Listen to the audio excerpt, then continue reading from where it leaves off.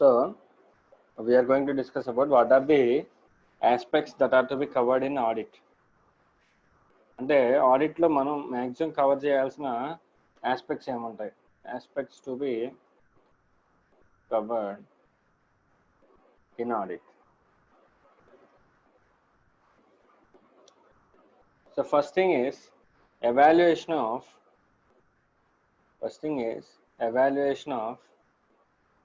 accounting system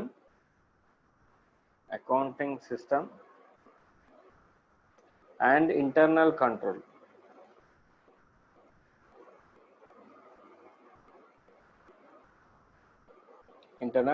అంటే so first beginning మనం risk of material misstatement ROMM assessment చేయాలన్నా అంటే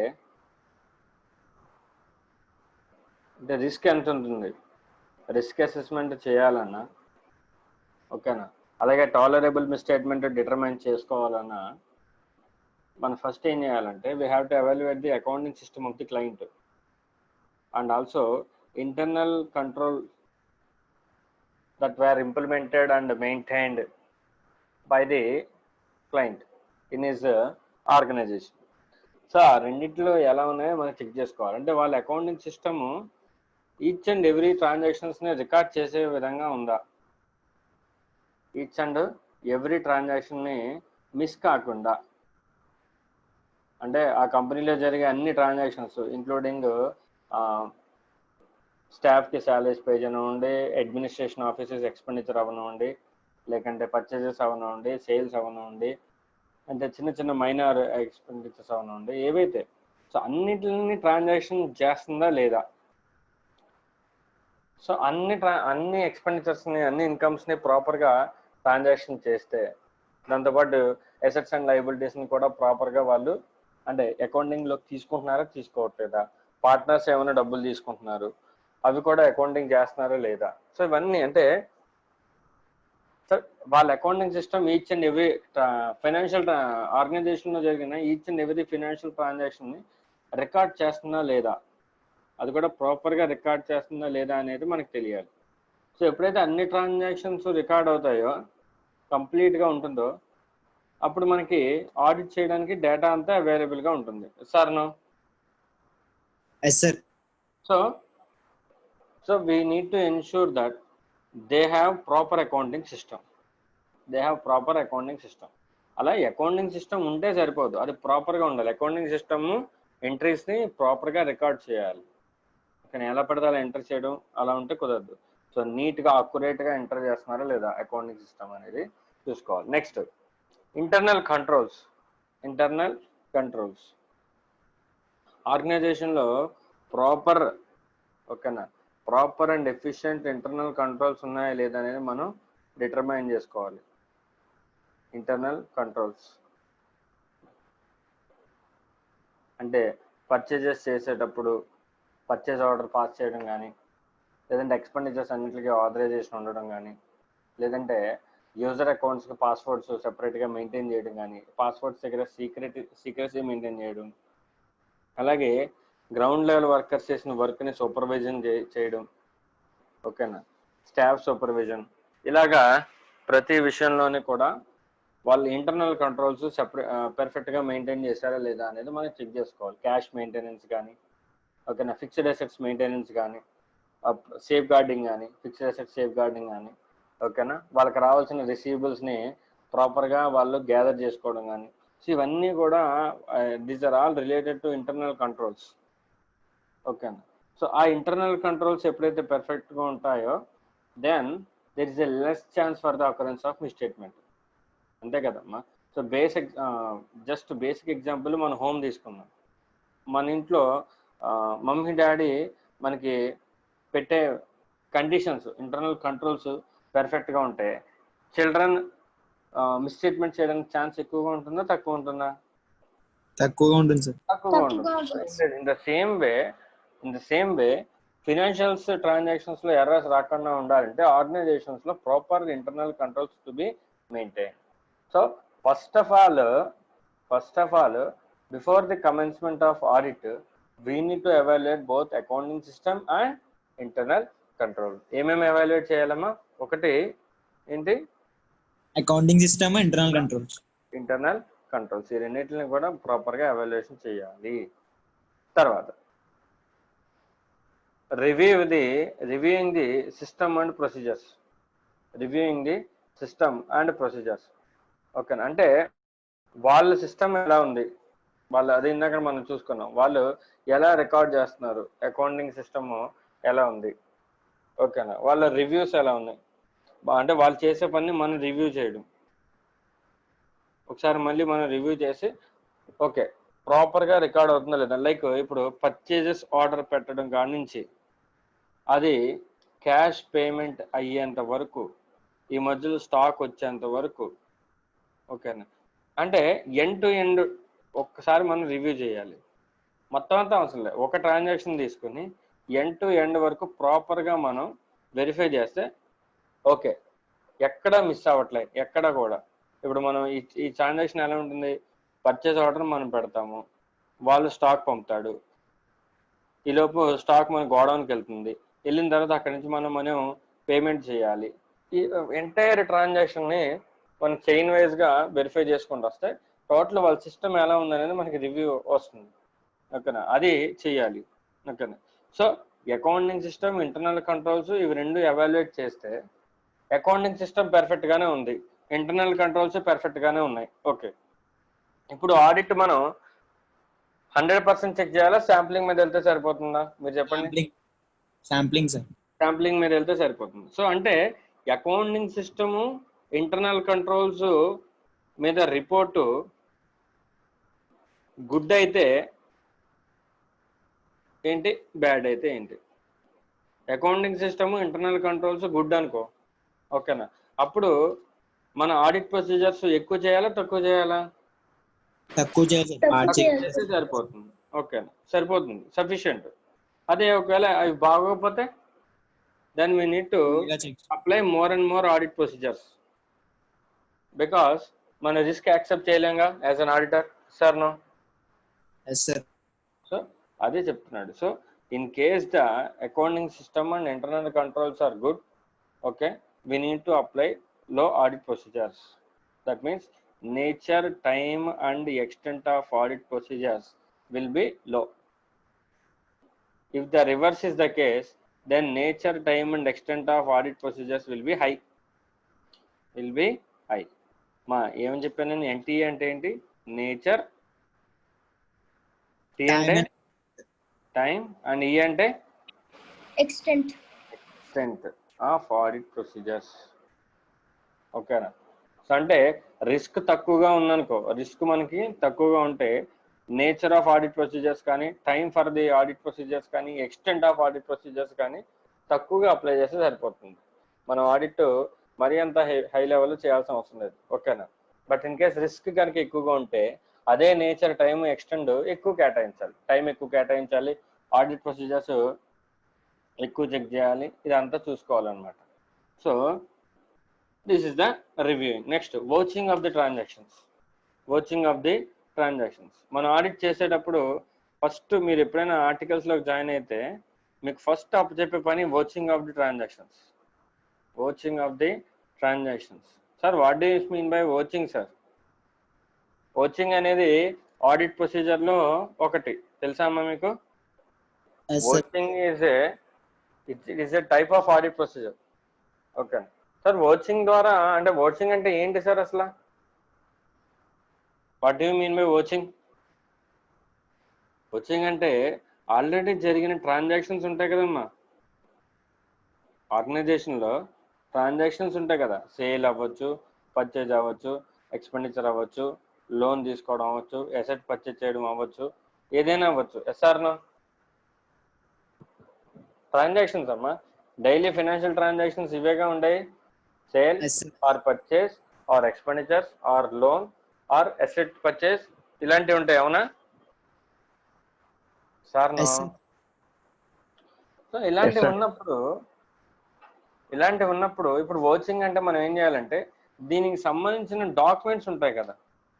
సేల్ అయితే సేల్ ఇన్వాయిసెస్, పర్చేజ్ అయితే పర్చేజ్ ఇన్వాయిసెస్, ఎక్స్పెండిచర్ అయితే ఎక్స్పెండిచర్కి ప్రూఫ్, బిల్ ఉంటుంది కదా, అలా లోన్ తీసుకుంటే లోన్ మనం ఎవరి దగ్గరైనా లోన్ తీసుకున్నాం అనుకో, లోన్ తీసుకున్నా లోన్ ఇచ్చినా కంపల్సరీ డాక్యుమెంటరీ బేస్ ఉంటుంది. ఎసెట్ కొన్నా ఎసెట్ అమ్మినా కంపల్సరీ డాక్యుమెంట్ ఉంటుంది. అవునా కాదా? ఎస్, డాక్యుమెంట్స్ కంపల్సరీ ఉంటాయి. సో ఇప్పుడు వోచింగ్లో ఏం చేస్తామంటే ఈ ప్రతి ఈచ్ అండ్ వోచర్ని కూడా మనం ప్రాపర్గా వెరిఫై చేస్తాం.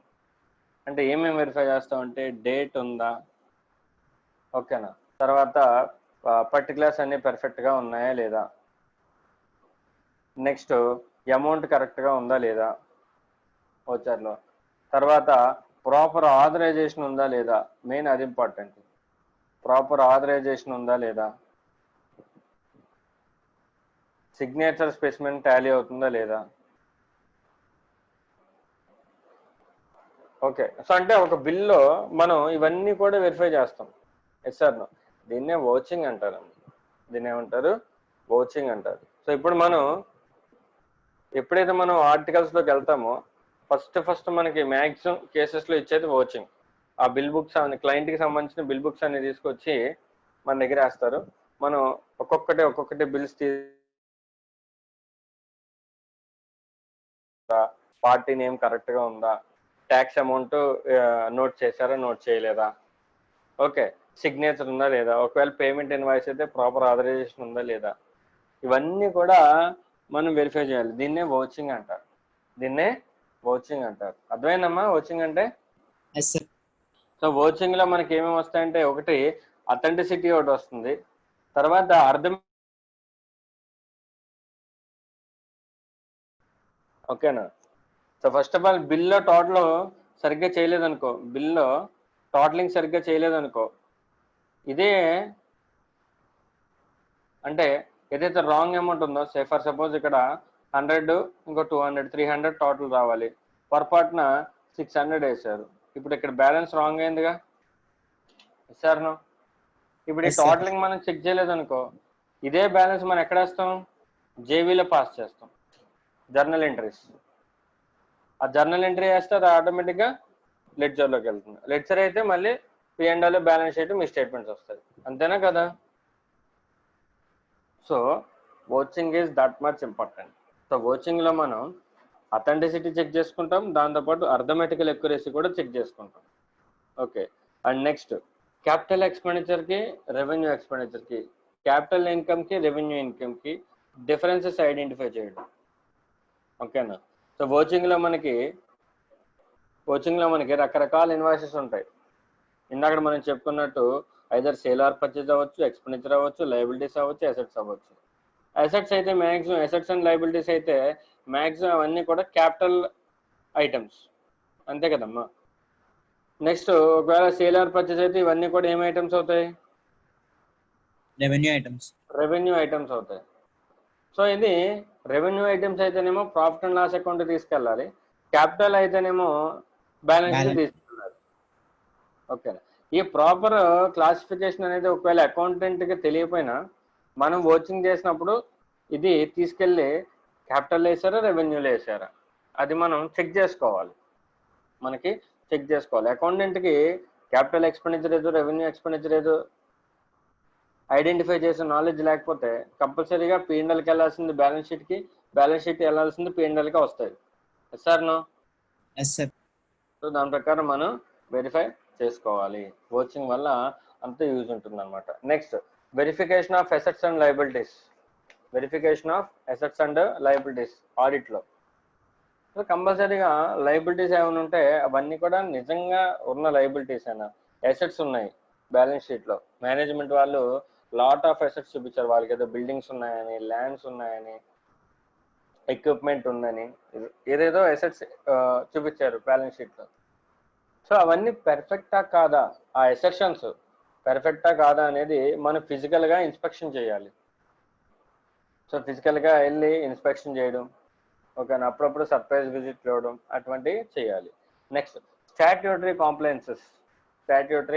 కాంప్లైన్సెస్ అంటే ఆల్రెడీ మీకు ఈ పాయింట్ చాలాసార్లు చెప్పాను. ఎప్పుడైతే ఒక ఆర్గనైజేషన్ ఉంటుందో ఆ ఆర్గనైజేషన్కి లాట్ ఆఫ్ యాక్ట్స్ అప్లికేబుల్ అవుతాయి. సమ్ ఎగ్జాంపుల్స్ ఏంటంటే రెగ్యులర్గా అప్లికేబుల్ అయ్యేవి, ఒకవేళ కంపెనీ అయితే కంపెనీస్ యాక్ట్ కంపల్సరీ అప్లికేబుల్ అవుతుంది. వాళ్ళకి జిఎస్టీ రిజిస్ట్రేషన్ ఉంటే GST act, income tax apply అయితే ఇన్కమ్ ట్యాక్స్ యాక్ట్ అప్లికేబుల్ అవుతుంది ఖచ్చితంగా. ఓకేనా. ఒకవేళ అది ఏదో బ్యాంకు అయిందనుకో, బ్యాంకింగ్ రెగ్యులేషన్ యాక్ట్, వాళ్ళకి మళ్ళీ సంబంధించి ఆర్బీఐ యాక్ట్లు. ఓకేనా. ఇలాగా సో అలాగే మళ్ళీ పొల్యూషన్ యాక్ట్స్ ఉంటాయి. ఓకేనా. అలాగే లీగల్ మెట్రాలజీ యాక్ట్, తర్వాత నెగోషియబుల్ ఇన్స్ట్రుమెంట్ యాక్ట్, ఇలా లాట్ ఆఫ్ యాక్ట్స్ అప్లికేబుల్ అవుతాయి ఒకేసారి సైమల్టేనియస్గా. యాజ్ అన్ ఆర్గనైజేషన్ ఇందులో ఏ యాక్ట్ అయినా సరే మనం ఓవర్ రైడ్ చేయొచ్చా? No sir. నో. అంటే కంపల్సరీగా ఒక ఆర్గనైజేషన్ అన్నప్పుడు వాళ్ళకి ఎన్ని యాక్ట్స్ అయితే అప్లికేబుల్ అవుతాయో అన్ని యాక్ట్స్ ని కూడా కన్ఫర్మ్ చేయాలి, అంతేనా? ఒకవేళ ఏ యాక్ట్ అయినా సరే కాంప్లైన్స్ అవ్వలేదనుకో, అప్పుడు ఏమవుతుంది? మేబీ ఆ కంపెనీ మీద పెనాల్టీస్ పడవచ్చు, లేదంటే కొన్ని యాక్ట్స్ సివియర్గా ఉంటే సీజ్ చేసేయచ్చు ఆర్గనైజేషన్ని, ఇలాంటివి ఉంటాయి. So as an auditor we need to ensure that వాళ్ళకి అప్లికబుల్ అయ్యే రూల్స్ అండ్ రెగ్యులేషన్స్ అన్ని కూడా ఫాలో అవుతున్నారా లేదా అనేది మనం వెరిఫై చేయాలి.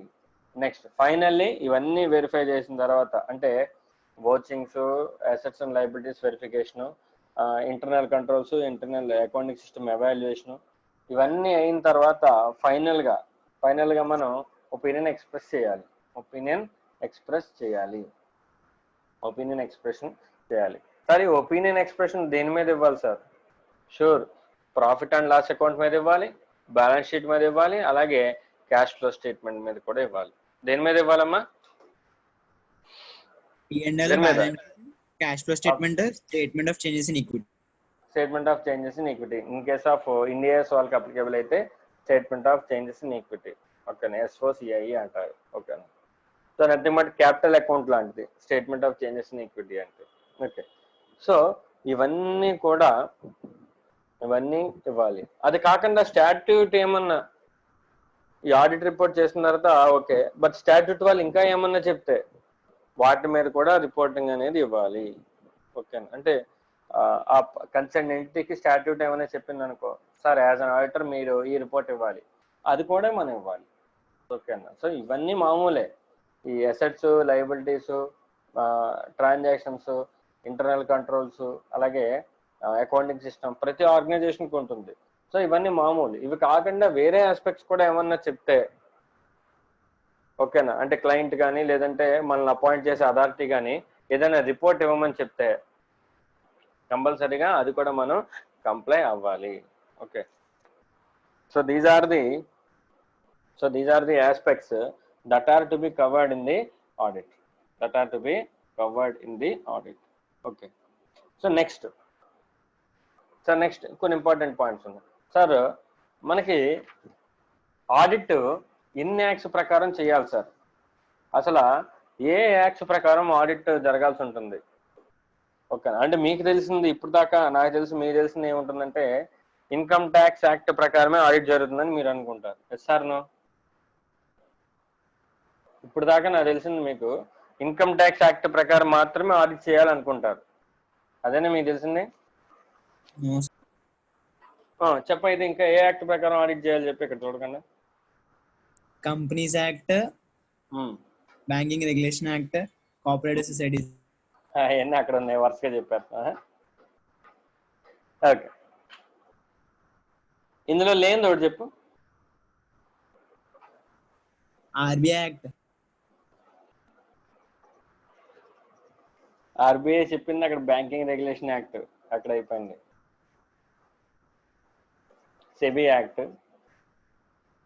సెబీ యాక్ట్ ప్రకారం కూడా ఆడిట్ ఉంటుందమ్మా, ఇక్కడ ఇవ్వలేదు. జస్ట్ ఇలస్ట్రేటివ్స్ అనమాట. సెబీ యాక్ట్ ప్రకారం కూడా ఆడిట్ చేయించాల్సి ఉంటుంది సెబీ యాక్ట్ ప్రకారం. ఓకే. సో ఇంకా చాలా యాక్ట్స్ ఉంటాయేమో, చాలా యాక్ట్స్ ప్రకారం కూడా ఆడిట్ చేయించాల్సి ఉంటుంది. ఇంకో విషయం చెప్పిన ఎనర్జీ ఆడిట్ కూడా ఉంటుంది, ఎన్విరాన్మెంట్ ఆడిట్ కూడా ఉంటుంది. ఓకేనా. పొల్యూషన్ కంట్రోల్ యాక్ట్ ప్రకారం అటువంటి ఆడిట్లు కూడా చేయించాల్సి ఉంటుంది. ఓకేనా.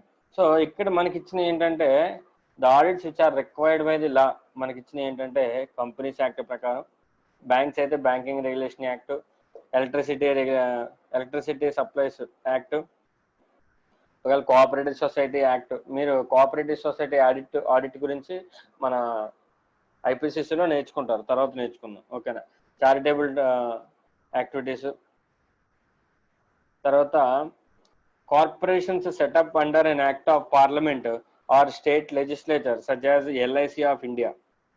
అంటే వాళ్ళకి సెపరేట్ అంటే సెపరేట్ యాక్ట్ ద్వారా ఎస్టాబ్లిష్మెంట్ అయిన ఆర్గనైజేషన్స్ ఉంటాయి. Like institute of chartered accountants of India separate act ద్వారా పాస్ అయి ఉంటుంది ఇది పార్లమెంట్లో. అలాగే company secretaries, cost and managements వీళ్ళందరికీ.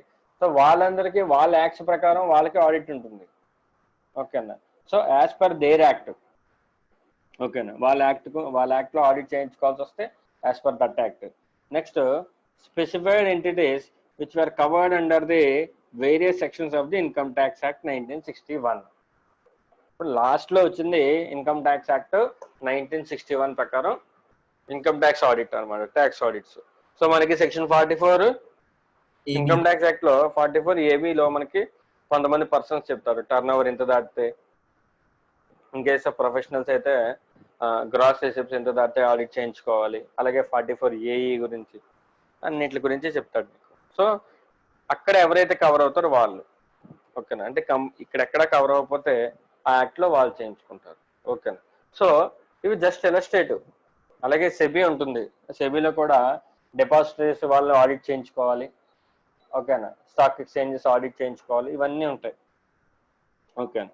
So these are the audits that were required under various laws. వాళ్ళకి అప్లికేబుల్ అయ్యే లాస్ ప్రకారం వాళ్ళు ఆడిట్ చేయించుకోవాల్సి ఉంటుంది. నెక్స్ట్ సార్ వాలంటరీగా అంటే ఇందులో కవర్ అవ్వకపోతే వాలంటరీగా నేను ఆడిట్ చేయించుకోవచ్చా? ఎస్, చేయించుకోవచ్చు. ఆల్రెడీ ఇచ్చాడు వాడు అక్కడ. ఓకేనా. అంటే గవర్నమెంట్ ఏమైనా డైరెక్షన్స్ ఇస్తే మనకి ఆడిట్ చేయించుకోమని, అప్పుడు ఆడిట్ చేయించుకోవాలి. అంటే ఇన్కమ్ ట్యాక్స్ డిపార్ట్మెంట్ వాళ్ళు ఉంటారు, అప్పుడు దాకా మనకు ఆడిట్ అవసరం లేదు. కానీ మన దగ్గర నుంచి హై ఇన్కమ్ లీకేజ్ అవుతుంది, ట్యాక్సెస్ మనకు కావాలని అవాయిడ్ చేస్తున్నాం అన్నప్పుడు వాళ్ళు మనకి ఏం చేస్తారు, నోటీస్ ఇస్తారు. ఇన్కమ్ ట్యాక్స్ వాళ్ళు నోటీస్ ఇచ్చి నీ ఇన్కమ్ సరిగ్గా చూపించని అడుగుతారు. సార్ నా దగ్గర ఉన్నది ఇదే ఇన్కమ్ సార్ అంటే, అయితే ఓ పని చేయి, నువ్వు వెళ్ళి ఎవరైనా ఆడిటర్ చేత ఆడిట్ చేయించుకుంటా అని వాళ్ళు నోటీస్ ఇస్తారు. అంటే ఇక్కడ ఏం జరిగింది, యాక్చువల్గా తన ఇన్కమ్ ట్యాక్స్ యాక్ట్ ప్రకారం ఆడిట్ చేయించుకోవాల్సిన అవసరం లేదు. కానీ ఎప్పుడైతే సడన్ గా నోటీస్ ఇచ్చారో దెన్ ఈ సపోజ్ టు గెట్ ఆడిట్. ఓకేనా. వాళ్ళు లేకపోతే పార్ట్నర్షిప్, చిన్న ఫార్మ్ పార్ట్నర్షిప్స్, ప్రొపరేటరీస్ ఆడిట్ అప్లికేబుల్ లేకపోయినా వాళ్ళు కావాలంటే చేయించుకోవచ్చు. ఓకేనా. సార్ దానివల్ల ఏంటి సార్, చిన్న వాళ్ళు కూడా ఆడిట్ చేయించుకుంటే దానివల్ల ఉపయోగం ఏంటి? సో మ్యాక్సిమం ఇప్పుడు ఆడిట్ మ్యాక్సిమం ఎందుకు చేయించుకుంటారంటే బుక్స్ ఆఫ్ అకౌంట్స్ ప్రాపర్గా ఉన్నట్టు, అలాగే బ్యాంకింగ్ వాళ్ళు లోన్స్ చేయాలంటే, లోన్స్ ఇష్యూ చేయాలంటే వాళ్ళు మ్యాక్సిమం ఆడిటెడ్ ఫినాన్షియల్ స్టేట్మెంట్స్ అడుగుతారు. సో అందుకని మ్యాక్సిమం బిజినెస్ పీపుల్ అందరూ కూడా వాళ్ళకి ఆడిట్ అప్లికేబుల్ లేకపోయినా in order to get funding from banks they will get their books of accounts audited. ఓకేనా. So these are the voluntary audits. వీటిలో మనం ఏమంటామంటే వాలంటరీ ఆడిట్స్ అని అంటాం. ఓకేనా మా, ఒక్కనే ఇంకేమైనా డౌట్స్ ఉన్నాయి అడగండి.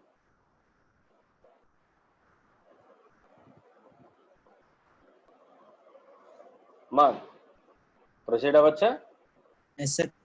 ఓకే. నెక్స్ట్. సో ఇది జస్ట్ బేసిక్ కాన్సెప్ట్ అమ్మా, దానికి ఏం సంబంధం లేదు. Next, what are the advantages of financial statements audit? అంటే ఫైనాన్షియల్ స్టేట్మెంట్స్ ఆడిట్ చేయించడం వల్ల మనకు వచ్చే అడ్వాంటేజ్ ఏంటి? ఇప్పుడే చెప్పాను ఒకటే, బ్యాంకర్స్ నుంచి ఫైనాన్షియల్ అసిస్టెన్స్ అనేది వస్తుంది. దాంతోపాటు ఇంకా ఏమైనా ఉన్నాయేమో ఇక్కడ మనకి కొన్ని ఇలస్ట్రేటివ్ కింద ఇచ్చాడు, అవి ఏంటో చదువుతాం. In order to protect the interest of fund providers, fund providers అంటే ఎవరు చెప్పండి? who are called fund providers? ఒక ఆర్గనైజేషన్ కి ఫండ్ ప్రొవైడర్స్ అని ఎవరిని అంటారు? మెంబర్స్, షేర్ హోల్డర్స్ ని ఫండ్ ప్రొవైడర్స్ అంటారు. ఓకేనా. లేదంటే ఇంకెవరిని అంటారు? ఐపీఓ కానీ ఎస్పీఓ కానీ చేసినప్పుడు పబ్లిక్, వాళ్ళందరినీ షేర్ హోల్డర్స్ అంటారమ్మా. ఓకే. పార్ట్నర్స్ కానీ in case of private limited companies లో అయితే వాళ్ళు డైరెక్టర్స్ ఉంటారు కదా, వాళ్ళందరూ కూడా ఫండ్ ప్రొవైడర్స్. సో వాళ్ళందరికీ కూడా ఎప్పుడైతే మనకి ఫండ్ ఇచ్చారో వాళ్ళు ఏం చేస్తారంటే వాళ్ళ రిజల్ట్స్ కోసం వెయిట్ చేస్తుంటారు. మన పెర్ఫార్మెన్స్ రిజల్ట్స్ కోసం. అంటే మనం ప్రాఫిట్స్లో ఉన్నామా, లాసెస్లో ఉన్నామా, అది తెలుసుకోవడానికి వెయిట్ చేస్తుంటారు. సో వాళ్ళకి పెర్ఫెక్ట్ రిజల్ట్ అనేది మనం ఇవ్వాలి. సో ఆ పెర్ఫెక్ట్ రిజల్ట్ మనం ఇచ్చే రిజల్ట్, ప్రాఫిట్ వచ్చినా లాస్ వచ్చినా మనం ఏది చూపించినా వాళ్ళకి అది పెర్ఫెక్టా కాదని మనం చెప్తే నమ్మరు. దాన్ని ఎవరైనా ఆడిట్ చేసి ఓకేనా వాళ్ళు చూపించిన ప్రాఫిట్ కరెక్ట్ అని సర్టిఫై చేస్తే ఫండ్ ఇచ్చిన వాడికి హ్యాపీగా ఉంటుంది. ఎస్ఆర్నో రిలయబుల్గా ఉంటుంది. సో అది చెప్తున్నాడు. So audit protect the interest of the fund providers. Okay, next moral check on the employees. Employees ఎవరు కూడా ఫ్రాడ్ చేయకుండా, ఫ్రాడ్కి పాల్పడకుండా వాళ్ళ మీద ఎప్పుడు కూడా మోరల్ చెక్ ఉండేలా ఉంటుంది ఆడిట్. ఎప్పుడైతే ఆడిటర్ వెరిఫై చేస్తున్నాడో, ఆడిటర్ వెరిఫై చేసినప్పుడు ఫ్రాడ్ బయటపడుతుంది అని ఎప్పుడైతే తెలుస్తుందో ఎంప్లాయీస్ కూడా వర్క్ చేసేటప్పుడు మోరల్ వాల్యూస్ని ఫాలో అవుతారు. Next settlement of taxes. Settlement of taxes compulsory auditing వల్ల ఏమవుతుందంటే ఇందాకనే మనం ఎగ్జాంపుల్ చెప్పుకున్నాం. సో కంపల్సరీగా లైక్ ఇన్కమ్ ట్యాక్స్ డిపార్ట్మెంట్ వాళ్ళేమో నేను ట్యాక్స్ కట్టాలంటున్నారు, నేనేమో ట్యాక్స్ కట్టనవసరం లేదంటున్నారు. ఓకే, కానీ ఇన్కమ్ ట్యాక్స్ డిపార్ట్మెంట్ వాళ్ళు నేను చెప్పే మాట వింటలేదు. వాళ్ళు అప్పుడు నేను ఏం చేయమంటారు, నా బుక్స్ ఆఫ్ అకౌంట్స్ ఎక్కడైనా ఆడిట్ చేయించుకురమ్మంటారు. సో అది వాళ్ళకి ప్రూఫ్ కింద ఉపయోగపడుతుంది. So audit also helps for the settlement of taxes. Settlement of taxes. And next for determining the purchase consideration of A business. For determining the purchase consideration of A business. మా మీరు amalgamation చేశారా? Yes sir. Purchase consideration అక్కడైనా వచ్చేది amalgamation లోనేనా? Amalgamation లోనే వస్తుంది. Amalgamation లో purchase consideration ఎలా calculate చేస్తాము? నెట్ అసెట్స్ మెథడ్ లో. Net assets assets less liabilities sir. Assets minus liabilities market value వస్తాం sir. Outside liabilities. Okay, liabilities నాకు అన్ని తెలియదు కానీ అకౌంట్స్ లో అసెట్స్ మైనస్ లయబిలిటీస్ అంతేగా. సారా అసెట్స్ వాల్యూ ఉన్నాయి కదా, అసెట్స్ కి మనం వాల్యూ తీసుకుంటాం కదా, అది కరెక్టా కాదా? ఎలా కావాలి? నేను పర్చేస్ కన్సిడరేషన్ ఎక్కువ రావడం కోసం అసెట్స్ ని నేను ఇన్ఫ్లేట్ చేసి ఉండొచ్చుగా, అంతే కదమ్మా. పర్చేస్ కన్సిడరేషన్ ఎక్కువ రావాలంటే అసెట్స్ ని వాల్యూ పెంచి లయబిలిటీస్ ని తగ్గిస్తే సరిపోద్దిగా. Yes sir. కానీ ఆ పర్చేస్ కన్సిడరేషన్ పర్ఫెక్ట్ గా ఉందని ఎవరికి కావాలి? పర్చేసింగ్ కంపెనీకి కావాలి. ఓకేనా. సో ఆ అసెట్స్ నిజంగా అంత వర్త్ ఉన్నాయా లేదని, నిజంగా అంత వర్త్ ఉన్నాయా లేదనేది వాళ్ళు అన్ఆడిటెడ్ ఫైనాన్షియల్ స్టేట్మెంట్స్ ఇస్తే నమ్ముతారా? No sir. ఖచ్చితంగా ఆడిటెడ్ ఫైనాన్షియల్ స్టేట్మెంట్స్ ఇచ్చారనుకో, ఓకే ఆడిటర్ సర్టిఫై చేశాడు, అసెట్స్ అన్ని కూడా కరెక్ట్ వాల్యూస్ తో ఉన్నాయి, వీళ్ళు ఇచ్చిన బ్యాలెన్స్ షీట్ వాల్యూస్ అసెట్ యొక్క యాక్చువల్ వాల్యూస్ కూడా సేమ్ గా ఉన్నాయని వాళ్ళు నమ్ముతారు. ఓకేనా. So that is also a use advantage. Next settlement of trade disputes. Settlement of trade disputes. So ఇది జనరల్ గా ఇక్కడ ఇచ్చిన ఎగ్జాంపుల్ ఏంటంటే స్టాఫ్ శాలరీస్ కానీ, వర్కర్స్ వేజెస్ కానీ, ఓకేనా. సో అవన్నీ నిజంగా పే చేశారా లేదా? కొంతమంది మీరు ఆర్గనైజేషన్స్ లో చూస్తుంటే ఎప్పటి నుంచో శాలరీస్ పే చేయట్లేదు అంటూ ఉంటారు. ఓకేనా. సో అటువంటి డిస్ప్యూట్ తీసుకెళ్లి వాళ్ళు కోర్టులో వేస్తారు. మాకు వర్కర్స్ అందరూ కూడా ఆర్గనైజేషన్ పలానా ఆర్గనైజేషన్ మాకు శాలరీస్ ఇవ్వట్లేదు అని. వాళ్ళు నిజంగా శాలరీస్ ఇచ్చారా లేదా అనేది ఎలా తెలుస్తుంది? వాళ్ళు అప్పుడు ఏం చేస్తారంటే ఆడిటర్కి ఇస్తారు. ఆడిటర్ ఆడిట్ చేసి ఓకే శాలరీస్ ఇచ్చారా ఇవ్వలేదా, ఒరిజినల్ డాక్యుమెంట్స్ ఉన్నాయా లేదా, ఆడిట్ ఎవిడెన్స్ ఉందా లేదా గ్యాదర్ చేస్తాడు. సో ఎప్పుడైతే ఆడిటర్ సర్టిఫై చేసి శాలరీస్ ఇచ్చారు అన్నారు, ఓకే సెటిల్మెంట్ అక్కడతో అయిపోతుంది. ఓకేనా. బట్ ఆడిటర్ ఆడిట్లో కూడా శాలరీస్ ఇవ్వలేదు అని కనుక బయటకు వస్తే అప్పుడు వాళ్ళకి ఫేవరబుల్ గా జరుగుతుంది. ఏదైనా సరే బేస్డ్ ఆన్ ది ఆడిట్ వాళ్ళ ఒపీనియన్ తీసుకుంటారు. Next detection of wastages. So ఇది జనరల్ కామన్ ప్యారలెన్స్ తో చెప్పుకోవచ్చు. ఎట్లా అంటే ఆడిట్ చేసినప్పుడు మనం అనలిటికల్ ప్రొసీజర్స్ అప్లై చేస్తాం. అనలిటికల్ ప్రొసీజర్స్ అంటే లాస్ట్ ఇయర్ డేటాని ఈ ఇయర్ డేటాతో కంపేర్ చేయడం, లాస్ట్ ఇయర్ ఎక్స్పెండిచర్స్ని ఈ ఇయర్ ఎక్స్పెండిచర్తో కంపేర్ చేయొచ్చు, కరెంట్ ఇయర్ ఎక్స్పెండిచర్ తోటి. ఓకే, సో ఎప్పుడైతే లాస్ట్ ఇయర్ ఎక్స్పెండిచర్ ఈ ఇయర్ ఎక్స్పెండిచర్ కంపేర్ చేసుకున్నామో రెండింటి మీద ఒక 10% ఏమైనా హైక్ ఉంటే ఉండొచ్చు, కానీ భారీగా ఒక 50% అలా డిఫరెన్స్ వచ్చిందనుకో మీరేం చెప్తారు చెప్పండి? Last year expenditures current year expenditures కి డిఫరెన్స్ మోర్ దెన్ 50% ఉంది. So what is your thinking then?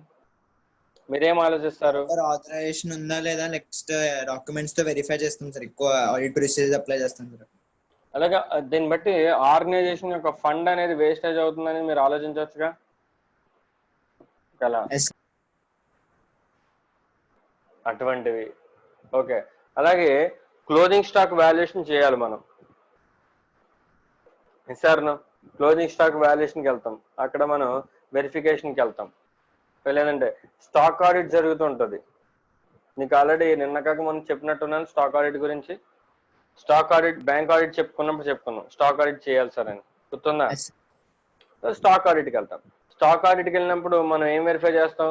Closing stock ఎంత ఉంది, ఓకే, ఆ క్లోజింగ్ స్టాక్లో ఫినిష్డ్ గూడ్స్ ఎంత, వర్క్ ఇన్ ప్రోగ్రెస్ ఎంత, అలాగే స్పేర్ పార్ట్స్ ఎంత, అలాగే స్క్రాప్ ఎంత. ఒకవేళ అక్కడే మనకి వేస్టేజ్ ఎంత ఉందో కూడా బయటపడుతుంది. సార్నా? సో దానివల్ల అక్కడ స్టాక్ ఆడిట్ జరగడం వల్ల ఏమైంది, వేస్టేజ్ ఎంత వెళ్ళిపోతుంది అనేది ప్రతి ఆడిట్ రిపోర్ట్ లో కూడా మనకి తెలుస్తుంది. ఓకేనా, అదొకటి. So detection of wastages, then next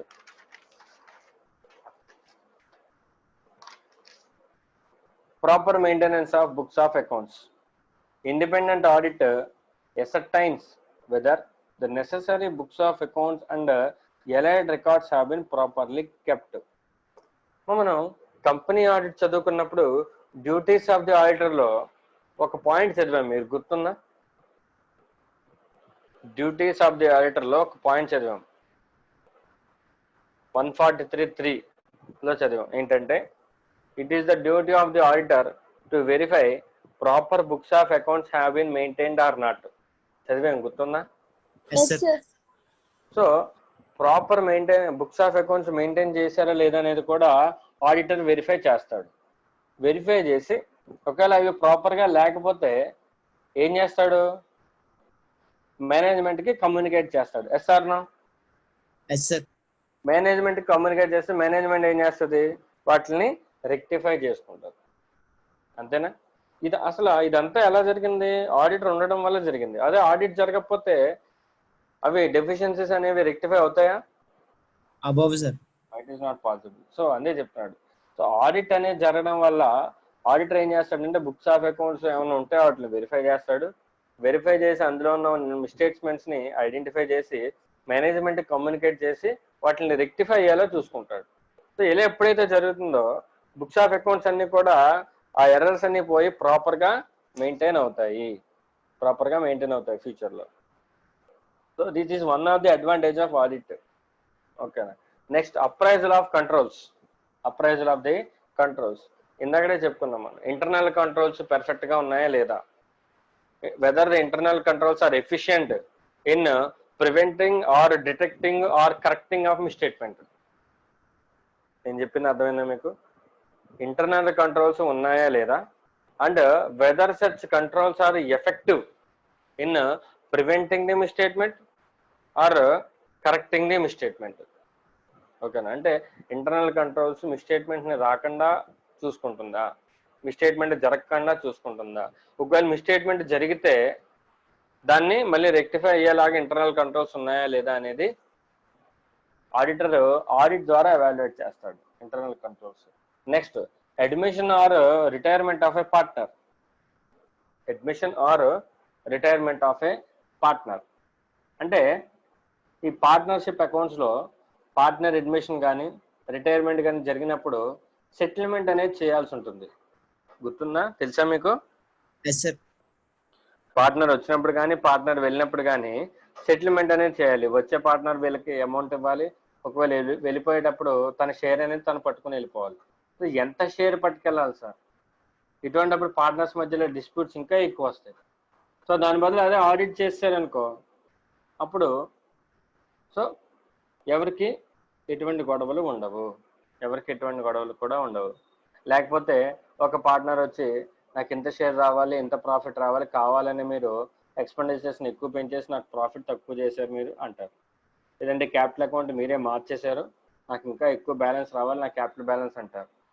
ఓకేనా. అదే ఆడిట్ చేస్తే ఇటువంటి డిస్ప్యూట్స్ ఏమైనా ఉంటాయా? No. Okay. Next, grant of license. Government may require, as of now ఏమీ లేదు, కానీ అంటే గవర్నమెంట్ లైసెన్స్లు, కొన్ని లైసెన్స్లు ఇవ్వాలంటే ఖచ్చితంగా ఆర్గనైజేషన్ని ఆడిటెడ్ ఫినాన్షియల్ స్టేట్మెంట్స్ అడుగుతుంది. ఆడిటెడ్ ఫైనాన్షియల్ స్టేట్మెంట్స్ అడుగుతుంది, ఖచ్చితంగా అడుగుతుంది. కొన్ని లైసెన్స్లకి, నాట్ ఫర్ ఎవ్రీ లైసెన్స్, కొన్ని లైసెన్స్లకి ఖచ్చితంగా ఆడిటెడ్ ఫైనాన్షియల్ స్టేట్మెంట్స్ అడుగుతుంది. ఓకే. సో అటువంటప్పుడు కంపల్సరీగా మనం బుక్స్ ఆఫ్ అకౌంట్స్ని ఆడిట్ చేయించాలి. అలా ఆడిట్ చేయిస్తే మనకు అటువంటి లైసెన్స్లు ఏవైతే ఉంటాయో, ఆ టైప్ ఆఫ్ లైసెన్స్ ఏవైతే ఉంటాయో అవన్నీ కూడా మనకి యాజ్ సూన్ యాజ్ పాసిబుల్గా వచ్చే ఛాన్సెస్ ఉంటాయి. Okay. So these are the advantages of the audit. These are the advantages of the audit. ఓకేనా. ఏమేమన్నా ఒకసారి చూడండి. ఫస్ట్ ఏంటి అడ్వాంటేజెస్ ఆఫ్ ఆడిట్ లో? protect the interest of fund providers, next moral check on employees, next settlement of taxes, etc. Settlement of taxes. Next Settlement of trade disputes. Okay. Next Detection of wastages. Proper maintenance of books of accounts, appraisal of controls, admission retirement of partner, grant of license. Grant of license. మొత్తం ఎన్ని పాయింట్లు ఉన్నాయి? 9 పాయింట్లు ఉన్నాయి. ఓకేనా. ఇంత easy question ఎప్పుడు కూడా సిఏ ఎగ్జామినేషన్లో అడగడు. ఓకేనా. బట్ ఒకసారి రైట్ సైడ్ చూసారా ఎన్నిసార్లు అడిగాడు? ఓకేనా. మే 1లో అడిగాడు, తర్వాత మే 2012, తర్వాత మే 2015. మేబీ ఈసారి అడగచ్చు. ఆన్సర్ ఉందిగా sir. No. So very simple అనమాట. సో 9 సబ్ హెడింగ్స్ ఉన్నాయి. ఒకవేళ 4 మార్క్స్కి ఇస్తే 6 సబ్ హెడింగ్స్ రాస్తే సరిపోతుంది. ఓకేనా. Right. Next now essay 200. We are going to start upon the essay 200. essay 200. essay 200లో మనకి ఇన్హెరెంట్ లిమిటేషన్స్ ఆఫ్ ఆడిట్ ఉంటుంది, అలాగే ఆబ్జెక్టివ్స్ ఆఫ్ ఆడిట్ ఉంటుంది స్టాండర్డ్లో. ఫస్ట్ స్టాండర్డ్ మనం స్టార్ట్ చేసుకోబోతున్నాం. essay 200. essay 200 నేను చెప్తాను. సో బిఫోర్ దట్ essay 200లో ఏమేమి ఉంటాయంటే qualities of an auditor, qualities of an auditor, qualities of an auditor, తర్వాత objectives of an auditor, objectives of an auditor అంటే యాజ్ అన్ ఆడిటర్గా నా ఆబ్జెక్టివ్ ఏంటి before conducting an audit and the purpose of conducting audit, and what are the qualifications of an auditor. Qualifications కాదు, qualities. ఓకేనా. And professional quality ఎలా ఉండాలి, technical qualities ఎలా ఉండాలి అనేది చూద్దాం, personal qualities. Next inherent limitations. Inherent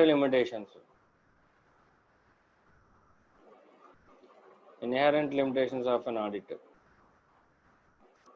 inherent limitations of an audit. Okay. Next, conduct of audit in accordance with the standards. Conduct of audit in accordance with the standards. Auditor audit చేసేటప్పుడు ఏ స్టాండర్డ్స్ని follow అవ్వాలమ్మా? Standards of auditing. Standards on auditing. So ఆ standards on auditing follow అవ్వమని మనకి ఏ standard చెప్తుంది?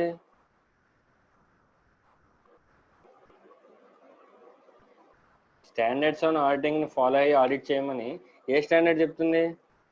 SA 200. SA 200 చెప్తుంది.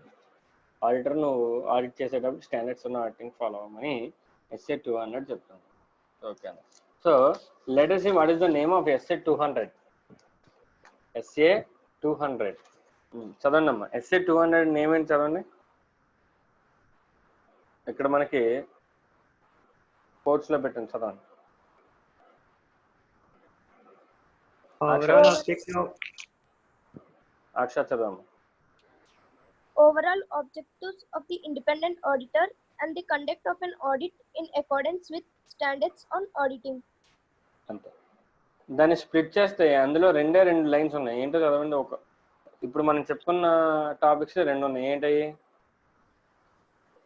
ఓవరాల్ ఆబ్జెక్టివ్స్ ఒకటి, next Conduct of an audit according to auditing standards. Independent auditor. Overall objectives of the first అసలు మనకి standard name లో ఒకటి ఓవరాల్ ఆబ్జెక్టివ్స్ కవర్ అయింది. ఓవరాల్ ఆబ్జెక్టివ్స్ ఒకటి. నెక్స్ట్ ఇంకోటి ఏం కవర్ అయింది? Conduct of audit in accordance with standard ఇదొకటి కవర్ అయింది. తర్వాత ఆవిడ ఇంకొక పదం యూజ్ చేశాడు. ఏంటి? ఇండిపెండెంట్ ఆడిటర్ అని చెప్పాడు. అవునా? ఇండిపెండెంట్ ఆడిట్ అన్నాడు. ఆ ఇండిపెండెన్స్ అనేది ఆడిటర్ యొక్క క్వాలిటీ. ఆ ఇండిపెండెన్స్ అనేది ఆడిటర్ యొక్క క్వాలిటీస్ లో ఉంటుంది. అంతేనా? ఇండిపెండెన్స్ అనేది క్వాలిటీయే కదమ్మా. సో ఇప్పుడు మనం చెప్పుకున్న కంటెంట్ సరిపోయినాయి. ఇన్హెరెంట్ లిమిటేషన్స్ కూడా ఉంటుంది. ఓకే, బట్ స్టాండర్డ్ నేమ్ ఇప్పుడు చెప్పండి మళ్ళీ మీరు చూడకుండా. ఓవరాల్ చెప్పాలి. Overall objectives of an auditor and Overall conduct of objectives of an independent auditor very good. and conduct of audit and conduct of audit And conduct of audit In accordance with standards of auditing. So for auditing. in accordance with the standards on auditing. అంతేనా?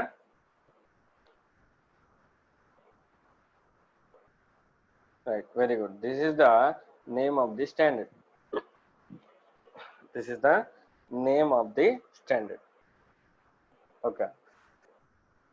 So అందులో అంటే ఈ standard నేమ్లో మనం ఏమైనా నేర్చుకోవాలంటే అసలు first of all what is the overall objective, ఆ ఒక పాయింట్ నేర్చుకోవాలి. నెక్స్ట్ ఆడిటర్ ఎలా ఆడిట్ చేయాలి in accordance with the standards అని ఒక పదం తెలుసుకోవాలి. తర్వాత ఇండిపెండెంట్ ఆడిటర్ అన్నాడు అంటే ఖచ్చితంగా ఇండిపెండెంట్ అంటే ఏంటి అనేది మనం తెలుసుకోవాలి. సార్ ఇండిపెండెన్స్ అంటే ఏంటి, అసలు ఆడిటర్ పాయింట్ ఆఫ్ వ్యూలో ఆడిటర్కి ఇండిపెండెన్స్ అంటే ఏంటి అనేది మనం తెలుసుకోవాలి. ఓకే, సో 3 పాయింట్స్ ఉన్నాయి, ఇంకా చాలా ఉంటాయి. లైక్ ఇన్హెరెంట్ లిమిటేషన్స్ ఇవన్నీ ఉంటాయి. Okay, so inherent limitations first చూద్దాం.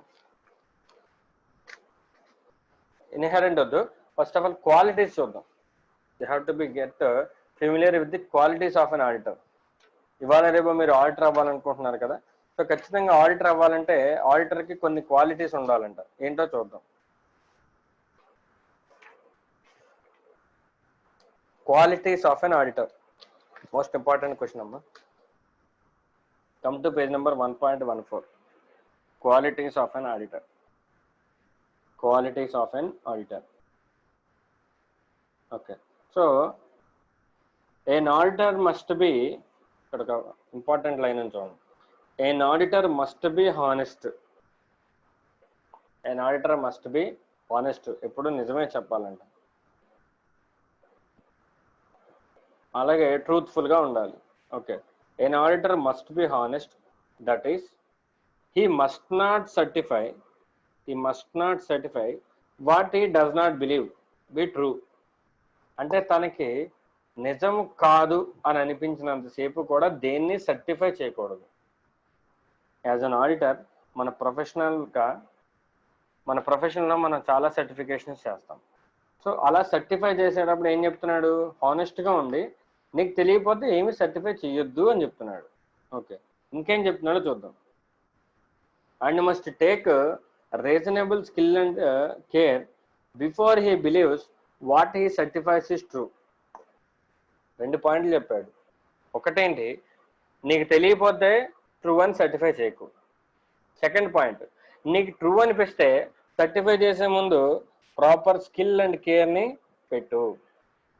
ప్రాపర్ స్కిల్ అండ్ కేర్ని పెట్టు అని చెప్తున్నాడు. ఓకేనా? అంటే చాలా జాగ్రత్తగా ఉండాలి ఆడిటర్ అనేవాడు. తన డ్యూటీస్ పెర్ఫామ్ చేసేటప్పుడు he should not certify anything which he don't know that which is true. అది ట్రూవో కాదో తెలియనప్పుడు సర్టిఫై చేయకూడదు. Okay. Second thing, if he knows or believes that it is true, so before certification we need to exercise reasonable skill and care. ఖచ్చితంగా proper skill అనేది తీసుకుని certify చేయాలి. ఓకేనా? So అది బేసిక్ అవుట్లైన్ అనమాట. Basic outline. సార్ ఇదంతా చేయాలంటే ఎలా సార్? ఇదంతా చేయాలంటే ఆ ఒక 2 lines 2 sentences-ని పాటించాలంటే మనకి ఎటువంటి క్వాలిఫికేషన్స్ ఉండాలి, ఎటువంటి హ్యాబిట్స్ ఉండాలి, ఎటువంటి నాలెడ్జ్ ఉండాలి అనేది మనకి 2 types కింద క్లాసిఫై చేశారు. క్వాలిటీస్ ఏమో పర్సనల్ క్వాలిటీస్, తర్వాత నాలెడ్జ్ని టెక్నికల్ నాలెడ్జ్ కింద పెట్టారు. చూద్దాం ఏమేమి నాలెడ్జ్ ఉండాలో చూద్దాం. Auditor must have sound knowledge of the following. Sound knowledge అంటే చాలా హై క్వాలిటీ నాలెడ్జ్ కావాలని అర్థం. ఎందులో మీరు చెప్పండి అమ్మా, యాజ్ అన్ ఆడిటర్ నాకు ఎందులో నాలెడ్జ్ కావాలి చెప్పండి. యాజ్ అన్ ఆడిటర్ నాకు ఏ విషయాల్లో నాలెడ్జ్ కావాలి చెప్పండి. Accounting, right. లాస్, టాక్సేషన్, ఇంకా ఆడిటింగ్, లాస్ట్లో client nature of the business. అంటే కంపల్సరీగా ఇవన్నీ కావాలి. ఖచ్చితంగా ఒక ఫైల్ ఓపెన్ చేశానంటే అందులో అకౌంట్స్ చెక్ చేయాలి, ఆడిట్ చేసేటప్పుడు ఆడిటింగ్ నాలెడ్జ్ ఉండాలి, అలాగే వాళ్ళ ట్యాక్స్ ప్రొవిజన్స్ వెరిఫై చేసేటప్పుడు ఇన్కమ్ ట్యాక్స్ నాలెడ్జ్ ఉండాలి నాకు. ఓకేనా? తర్వాత జనరల్ ప్రిన్సిపల్స్ ఆఫ్ లా అంటే లైక్ బిజినెస్ లాస్లో, ఓకేనా, కాంట్రాక్ట్ యాక్ట్ గురించి కానీ పార్ట్నర్షిప్ యాక్ట్ గురించి కానీ బేసిక్స్ అన్నీ తెలిసి ఉండాలి. ఓకేనా? అవి కాకుండా మళ్ళీ కార్పొరేట్ లాస్, ఓకేనా, ఇవన్నీ ఉండాలి. దాంతోపాటు క్లయింట్ యొక్క బిజినెస్ గురించి నాకు తెలిసి ఉండాలి.